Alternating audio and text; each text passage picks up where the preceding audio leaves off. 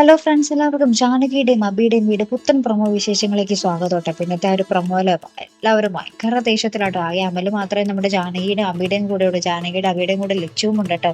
ബാക്കി എല്ലാവരും നേരത്തെ നമ്മുടെ അപർണയായാലും ശരി, അജയ് ആയാലും ശരി, അവരുടെ കൂടെ അമ്മയും പോകുന്നുണ്ട്. ഇവരൊക്കെ നേരത്തെ വീട്ടിലേക്ക് എത്തി. അപ്പൊ വീട്ടിലേക്ക് എത്തുമ്പോൾ നമ്മുടെ അജയുടെ പെങ്ങളുണ്ടല്ലോ, അത് പെങ്ങളിങ്ങനെ നമ്മുടെ അമ്മയോട് പറയുന്നുണ്ട്, അമ്മ എന്തെങ്ങനെ ഭയങ്കര സങ്കടത്തിൽ വരുന്നേ എന്നൊക്കെ ചോദിക്കുമ്പോൾ അമ്മ പറയുന്നുണ്ട്, ആ മനുഷ്യനുണ്ടല്ലോ, ആ മനുഷ്യനെ എനിക്ക് കാണണ്ട, അയാൾക്ക് വലുത് അഭിയും ജാനകിയുമാണ് എന്നൊക്കെ പറഞ്ഞിട്ട് ഇവര് ഒരു മുറിയിൽ കയറി കഥ കിടക്കുന്നുണ്ട് ഈ അമ്മ.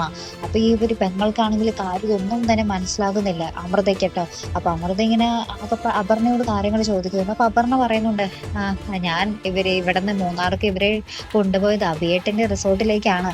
ആ അഭിയേട്ടന്റെ റിസോർട്ട് അബിയുടെയും ജാനകിയുടെയും പേരിൽ റിസോർട്ട് മേടിച്ചത് ഇവിടുത്തെ അച്ഛനാണ് എന്നൊക്കെ കാര്യങ്ങൾ നമ്മുടെ അമൃതയോട് നമ്മുടെ അപർണ പറഞ്ഞു കൊടുക്കുന്നുണ്ട്. അപ്പൊ അതിനുശേഷം ഇവര് നമ്മുടെ അബിയും ജാനകിയും അവലും കൂടി ഒരു വണ്ടിയിൽ വരുന്ന ഒരു ദൃശ്യമാണ്. അപ്പൊ അബിയും ജാനകിയൊക്കെ ആണെങ്കിൽ ഭയങ്കര സങ്കടത്തിലുമാണ് ഇരിക്കുന്നത് കേട്ടോ.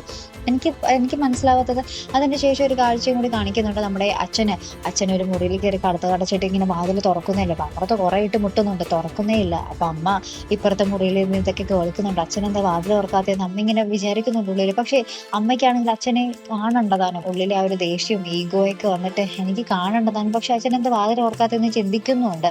അങ്ങനെ ഭയങ്കരമായിട്ട് കരഞ്ഞുകൊണ്ട് നിൽക്കുന്ന ഒരു നിമിഷങ്ങൾ തന്നെയാട്ടോ. എനിക്ക് മനസ്സിലാവാത്തത്, സ്വന്തം മോന്റെ പേരിൽ തന്നെയല്ലേ മേടിച്ചത്, വല്ലവന്റെയും മോന്റെയും പേരിലല്ലല്ലോ. പിന്നെ ഇത്ര കടന്ന് ദേഷ്യപ്പെടേണ്ടയും സങ്കടപ്പെടേണ്ടയും കാര്യമുണ്ടോ എന്നാട്ടോ എനിക്ക് അറിയേണ്ടത്. എനിക്കൊന്നും മനസ്സിലാവുന്നില്ല അമ്മ എന്തിനാണ് ഇത്രയ്ക്കും സങ്കടവും ദേഷ്യവും ഒക്കെ കാണിക്കുന്നത്. എന്തായാലും നമുക്ക് നോക്കാം. കണ്ടിരുന്നെ വല്ല കഥ പിന്നിൽ ഉണ്ടാവുമായിരിക്കും. നമുക്ക് നോക്കി തന്നെ കാണാം കേട്ടോ. അപ്പോൾ ഇതുപോലുള്ള പ്രൊമോ റിവ്യൂസിനും എപ്പിസോഡ് റിവ്യൂസിനും ഒക്കെ നിങ്ങൾ മറക്കാതെ ചാനൽ സബ്സ്ക്രൈബ് ചെയ്യുക. അടുത്തൊരു വീഡിയോയുമായി വരുന്നത് വരയ്ക്കും ഗുഡ് ബൈ.